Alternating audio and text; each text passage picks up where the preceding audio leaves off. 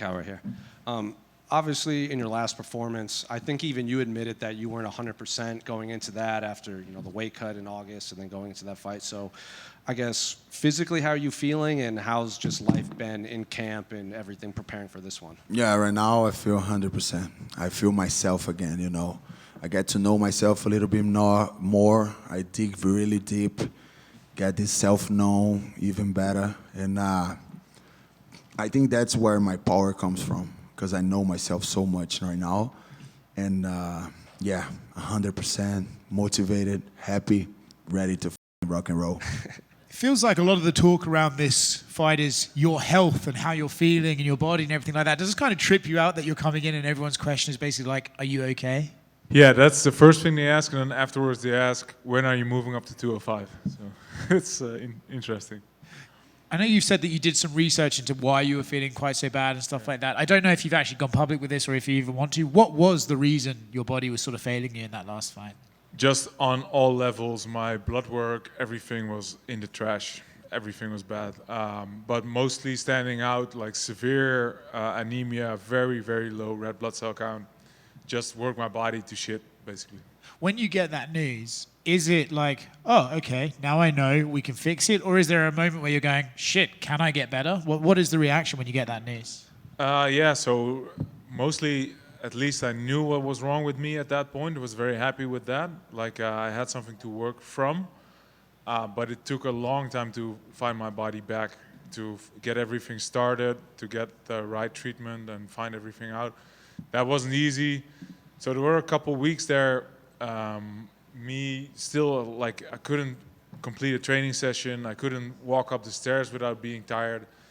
So there was a little while there I was thinking, I might never fix this stuff, might be over. I've seen a lot of your interviews, and you do talk a lot about that self-reflection between then and now. So I guess how much of that played a factor in between then and now? Everything.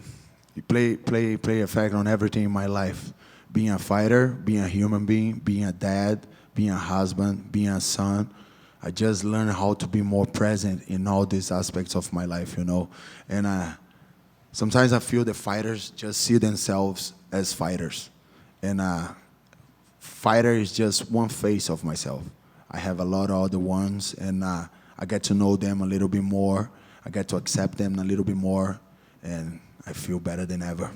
Last one on the last fight before we move forward. There was, Israel obviously got attention when he said that maybe he was going to step in there and then something happened to him and he couldn't do it. I saw your quote saying you were glad that you didn't get to fight Izzy. Why exactly were you glad that it wasn't Izzy? I was glad that I didn't get head kicked into another dimension in that fight. And after that performance, a lot of the talk was about, you, Rufi, Jean Silva, you all came up short, but then they got back into the win column, and now it's your turn. How motivating is that to continue this, prove that the fighting nerds never left, we just had to speak? Yeah, it's the comeback season, and no one's going to stop that, We got back with our team. We got the connection back. We put our feet on the ground a little bit more, and you guys are seeing the results. I just feel proud of the guys, happy for them. And I was the first one to get into the UFC, and I'll be the last one to complete the comeback season. Looking at this weekend, right, what exactly are you expecting from your opponent? Where do you think he's going to come and try and fight you? What exactly are you expecting? Yeah, so he's going to try and keep it pretty, keep his range, move back, use his shoulder roll. His right hook is very nice. He's going to try and kick the calf a little bit. And he's going to try and slow the pace down, keep it all orderly and under control. And I'm going to try and get in his face and bring some chaos. I saw another interview where you said you like to watch a lot of tape and study your opponents. So I guess, what do you make of Reinier as an opponent? And can you take anything away from his last fight? Because he said even he wasn't 100% in that one. No, we can always take away from every fight that someone does, He can take away from my fight with Imavov, and I wasn't 100%, but he can take away something, I just think he's kind of, I don't know, lying to himself or something like that. I think he showed a lot of patterns that he showed on the last fight, but he showed in all the other fights the same pattern, And I think he's a great fighter, awkward style on the feet, pressure fighter, and very, very good on grappling. And I respect him as a fighter a lot, and I'm expecting to come the best Reinier the Reader ever. Are we looking forward to the RDR knees that Sean Strickland has stolen from you? Yeah, come on, Sean. At least give me some props afterwards. Right. Speaking of Caio Borralho, I guess he obviously comes from a grappling background, but in MMA, he seems pretty well-rounded, good takedown defense, had a lot of success against Jared on the feet. So I guess when you watch his game, I guess, does anything stand out, or is he really just that well-rounded in MMA? No, very well-rounded. And for instance, his takedowns are pretty good, too. When he shoots a double, it's pretty nice. What he just does best is he's very measured. You come from a grappling background. You said he's a great grappler. Are you expecting him to try to shoot and take you down, or what are you expecting in there? 100% he's going to shoot.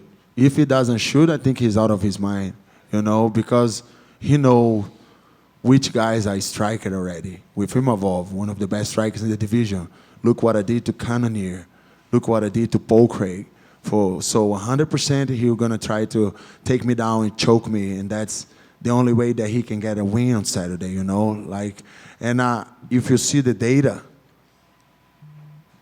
in his last 5 fights, he was already grappling and he shooted before 1 minute in every 5 fights. So 100% he's going to shoot again.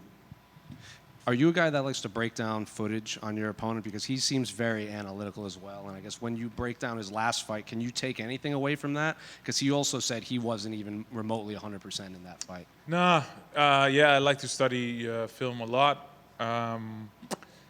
That fight kind of just showed that he was just a little bit less quick than Imavov was. Just every exchange, Imavov was just a little quicker, and that's what gave Imavov the win. But I think I'm like a night and day difference from Imavov in all regards. Like, my style is not in any way like his, so doesn't show me too much for this fight.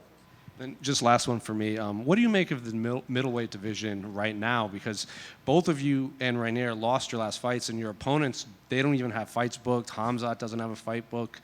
Dricus doesn't have a fight booked. Strickland just won. So what do you make of kind of this division all as a whole? It's just out of my control. I just need to be worrying about myself and the things that I control. But the division is stuck. But at the same way, it's very competitive. We have a lot of guys coming from a lot of wins, for sure. Some of them got the losses, So I was 7-win streak and lost. Reinier was 5-win streak and lost. We got Anthony Hernandez with 8-win streak and lost. So that shows how competitive this middleweight division are right now. But it's just stuck. But it is what it is. Let's make some movements on there. Caio, Thank you. What do you make of this kind of the division as a whole right now? Because all these questions are about your last fight and you wanted a little more time off, but like Brendan Allen hasn't fought since that fight. Strickland just won. Hamzat hasn't fought. Imavov hasn't fought. Izzy has a fight coming up. Dricus still doesn't have a fight booked. So I guess what do you make of this division as a whole right now? It seems like there's a lot of opportunities right there. Hi, Artie, over here. Hey, what's up? Yeah, go ahead. All right. Hi, over here. Yesterday you said it's your dream to move up to light heavyweight. Based off how this fight goes, is there, how this fight goes, could that kind of be the factor if you do move up? I don't know. I've been talking about it too much for the last couple of days, and you guys make me hungry. would you say you changed a lot in this fight camp because of the last loss? Technically, not much. I would say to you, not much, because I think it was more about myself, my motivation, and the why I'm still doing it, and the connection with the team. Because one thing that happened is that our team, the growth was so rapid and so crazy, but a little bit unorganized, you know what I mean? And at some point, the connection between us and our coaches was just messy, you know what I mean? Example for you, when the UFC came to me with the backup fight, I said yes, and I came to them, I didn't even told them, like, what do you guys think? I just came to them and said, let's go. I already accepted. So that shows a little bit the connection, a little bit messy. Because if it was back in the days, I would came to him say, "What you guys think? Do you think we should take or not? And let's do what most of us want to do, you know." So I think right now the connection got back. You know, we're already connected. We're staying together for so many weeks. We are happy doing that, and this is already reflecting on the fights that you guys saw from Carlos, Rufy, Gene, and it's gonna do the same reflection on Saturday night. Reinier, following your last fight, do you seek a sense of redemption for yourself in this weekend's bout, or is it business as usual? No, 100% redemption. I want to prove that I found my body back. I want to prove that I'm still the guy I was before what happened, and yeah. Prior to the last fight, there were some people saying, you know, maybe it was a bad idea to weigh in as the backup and then have a fight, do another camp, do another weight cut. Now looking back, do you wish you had not made the decision to weigh in for the Hamzat fight? 100% it was a bad idea, but I don't regret it. That's all I need to say about it. It was an experience. I took the best of it, and I learned it.